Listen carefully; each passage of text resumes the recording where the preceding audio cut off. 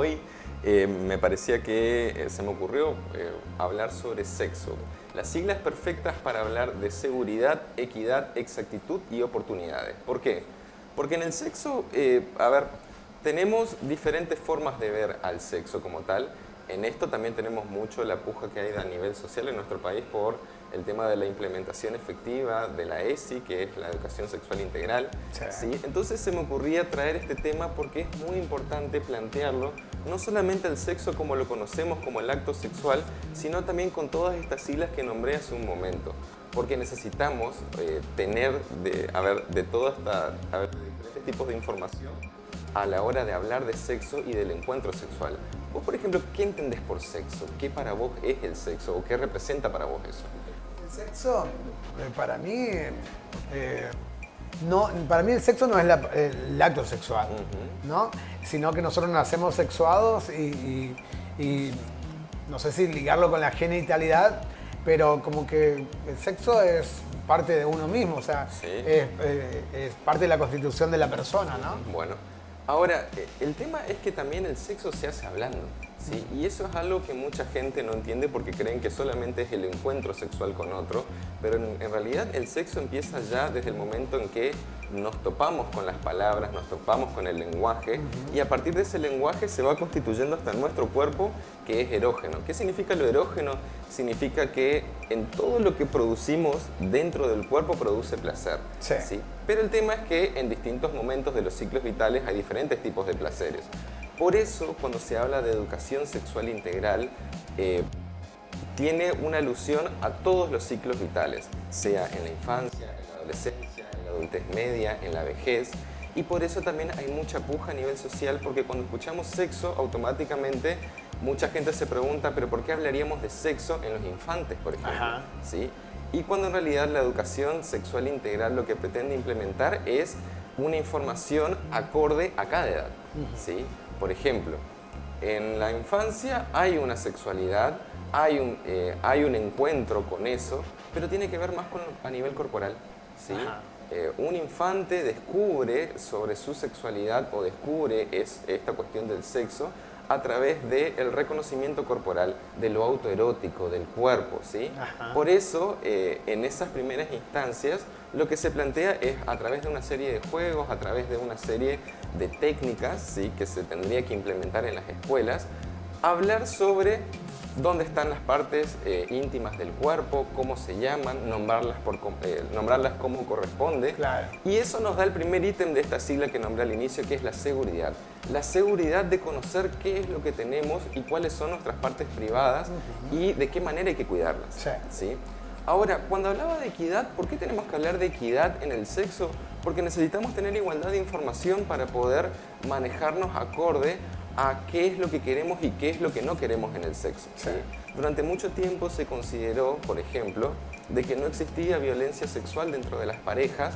¿Por qué? Porque eran parejas. Sí, No existía socialmente el carácter de abuso, de violación dentro de las parejas. ¿Por qué? Porque son pareja. Cuando en realidad el consentimiento tiene que estar en equidad de oportunidades para ambas personas o más que se encuentren en una situación sexual. Totalmente. ¿Sí? Ahora, ¿por qué tenemos que tener información exacta? Porque a través de la información exacta vamos hilando lo que significa realmente el encuentro sexual, que va más allá de la genitalidad, que se hace hablando, reconocer qué es lo que nos puede pasar si, por ejemplo, no tenemos los cuidados necesarios a la hora del encuentro sexual con otro, porque la sociedad cambió, tenemos, diferentes formas de vivir la sexualidad y es muy importante estar en equidad de oportunidades. ¿Y eso cómo se hace? A través de la información, a través de la educación sexual integral. Porque hoy en día, o en este programa mejor, enfatizo esto, porque hay mucha gente que tiene muchísimo desconocimiento sobre lo que implicaría esta implementación. Por ejemplo, una vez escuché una barbaridad enorme que fue, si se implementa la educación sexual en la primaria, nos dijeron de que, y textuales palabras, un travesti va a enseñar cómo se pone un forro a los chicos. Qué bárbaro, qué bárbaro. Fíjate la desinformación que hay. Tremendo, es tremendo. Y obviamente uno, en ese momento como psicólogo también uno tiene que entender de que uno acompaña los grandes movimientos y cambios sociales. Entonces en ese momento es informar, no, mira, a tal edad se propicia este tipo de información, en la adolescencia hay otro tipo de información, en el adulto medio también, y en la vejez también hay una sexualidad que es algo muy reprimido para la sociedad. Totalmente. No se habla de sexualidad en la vejez porque es un tema tabú, como tampoco se habla de una sexualidad en la infancia porque durante mucho tiempo también fue un tema tabú. Ahora, necesitamos que esa información sea exacta justamente por esto, para dejar de tener cierta ignorancia sobre ciertas cuestiones del sexo, ¿sí? Y por último, la oportunidad, ¿por qué? Porque es la oportunidad de conocer algo que va más allá de un encuentro. La oportunidad de conocer nuestro cuerpo, la oportunidad de conocer quién nos gusta, quién nos atrae, o qué es lo que nos erotiza, o qué es lo que permitimos y lo que no queremos permitir en una situación o en una relación sexual. Genial. Por eso es importante hablar de una sexualidad integral, porque a través de eso integral incluimos al cuerpo, a la mente, a la cultura y principalmente a nosotros mismos involucrados en esa situación, ya que de por sí el sexo se hace hablando. Totalmente.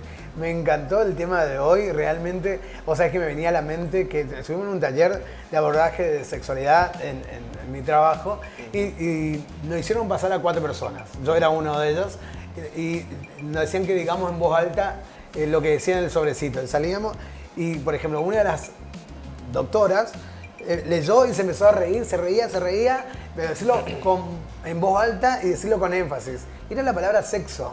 Y a la otra persona lo mismo, y cómo hablar de sexo enfrente a las personas, nombrarla, decir la palabra sexo, causaba gracia, causaba timidez, o sea, hay mucho que hacer. Se está hablando de mucho, pero hay mucho todavía que transitar. Que durante mucho tiempo el sexo, o sea, de por sí el sexo siempre fue tabú, ¿sí? Imagínate lo que es entonces hablar de sexualidad o hablar de lo que nos gusta o lo que no nos gusta en una relación sexual. Hay ¿sí? muchísimo.